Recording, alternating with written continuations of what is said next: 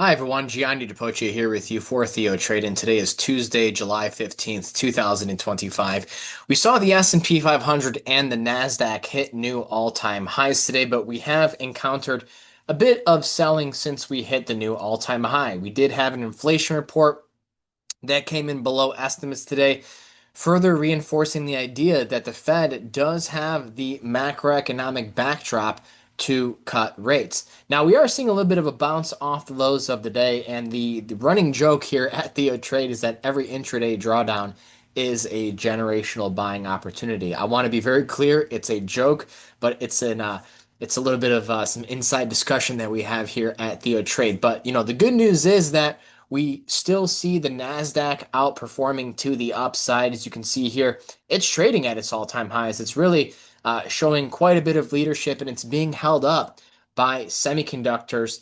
Philadelphia Semiconductor Index within spitting distance of a new all-time high. SMH, the semiconductor ETF, already at a new all-time high, and it's being held up by two names by and large, and they're both names that I own. The first one being Nvidia, $4 trillion plus company. This week here at TheoTrade, it is the $4 trillion AI summit.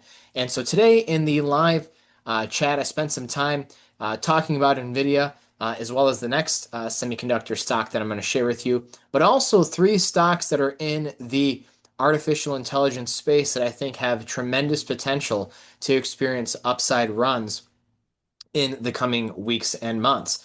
But basically, what we have here with Nvidia is a stock, a mega cap monster tech company that broke out from a year plus long base. The stock didn't really do much in 2024, and now it's hitting new all-time highs.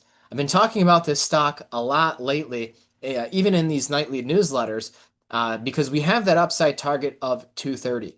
And I'm going to be upfront and quite frank, there's a very little chance, very slim chance that this market, the equity indices, significantly corrects if you have a stock like Nvidia breaking out and hitting new all-time highs like this. That's not even my opinion. That's a matter of fact when it comes to, the overall Magnificent Seven and the impact that these stocks have on the indices overall. So this is a very strong sign for the overall market. The other AI name that we own in the semiconductor space is Advanced Micro Devices. So NVIDIA is a $1 million challenge name. Advanced Micro Devices is a Trinity trade name, and both of those are seeing very strong rallies. We've had an upside target in AMD in the 172 area, so we're getting kind of close to our exit price. We'll not be looking to sell the whole thing, but capture some gains, tighten up our stop losses, and see how far this thing can run. But other names in the tech slash AI slash chip space that we've been capitalizing on include Broadcom. This is one of those names that we booked profits at 250. We already raised our stop loss above that level. And again, this is further confirmation that the rally in technology and specifically semiconductors and chips are in their early stages. And the key to understand here is that without these chips, there is no AI, there is no other these technological advancements. So this is a very, very strong development. Of course, we have AMSC hitting a new high today as well. So again, $4 trillion AI Summit Week here at TheoTrade. We talked about three ideas in the chat room today, and they're looking pretty good. Now, what's interesting is that we had bonds get hammered today after that softer inflation report. And I must admit, I'm impressed with how tech has held up. And it's pretty crazy when you think about it, because tech is pretty much holding up this entire market. Crude oil is down. Looks like we may have formed another lower high yesterday. We've not really been that excited around the state of energy and crude oil. In fact, energy XLE was the best performing sector last week in the market, which was another crack that we had in the tape because the week before we had XLB as the best performing sector. So we had XLB 2 weeks ago, XLE last week, but now technology is hitting new all-time highs and chips are dominating this tape. So it's almost as if the cracks that we observed in the last 2 weeks have started to be repaired. And so I want you to keep that in mind as we look at the state of the overall indices. Do I think we're extended here some? Yes, I do. Do I think the easy money's been made in the near term at the index level, yes, but there are individual stocks out there setting up beautifully where I still think there's a lot of opportunity.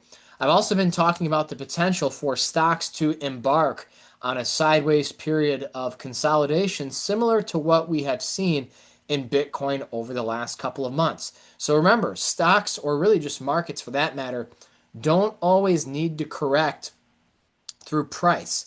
They can correct through time as well. And basically, what you're doing is just baiting the bears. You're baiting the bears, but the bulls are still strong enough to keep the market afloat. And that's what happened in Bitcoin. Hit a new all-time high yesterday. Seeing a little bit of profit taking, a little bit of selling today. It is crypto week in Washington today. Already a little bit of headlines coming out of DC, but I must admit, I am much more bulled up on Ethereum. I think Ethereum has a much better structure here near term. I wouldn't be surprised to see Ethereum back above 4,000 before we know it. And we've been taking advantage of this move. Yesterday here in the live room, we booked profits on Mara for 42% gains. We've recently booked profits on name like Hut for over 40% gains as well. So there's been plenty of opportunities to capitalize on this, $1 million challenge. We've been riding the Coinbase wave over in the Trinity trade. Robinhood wave, getting close to our secondary target there. So, again, when it comes to financials, even though financials are getting sold today by and large, the niche ones that have either exposure to AI or exposure to crypto have been holding up well. Now, does this tie into that junk rally that I've been talking about before? Perhaps, because one of the hallmarks of a market that's in its late stages of its cycle is you start to see the junk start to rally. And this week it really hasn't been the case because you got names like Microsoft hitting new all-time highs today as well. Meta has been strong, going sideways near the highs. Even Google getting bought today. Apple, still trying to figure it out, but I do like the opportunities here, especially with earnings coming down the pipeline. We do have Netflix earnings in a couple of days. We have been long. Netflix have already managed to book gains on this one, right around where we are now in terms of prices, actually. But I think that the earnings for Netflix later this week will be a good preview in terms of the market's perception on how the big tech stocks could be reporting here in a couple of weeks. So, want to take a look at precious metals here. I did have a small position in precious metals coming into this week. I did liquidate that because there's just something a bit off about this. So unless we rebound quickly here, there could be some issues. But last comment I want to make in bigger picture is we're seeing a rebound in the U.S. dollar, both against the yen and the euro. Now, since the April 7th low, we have seen U.S. stocks and specifically tech outperform the rest of the world. Year to date, it's been an international market.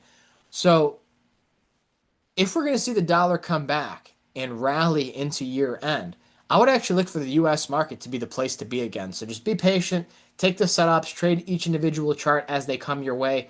But overall, I do think the US market is in a good position to do well for the back half of this year. So that's what I had for today.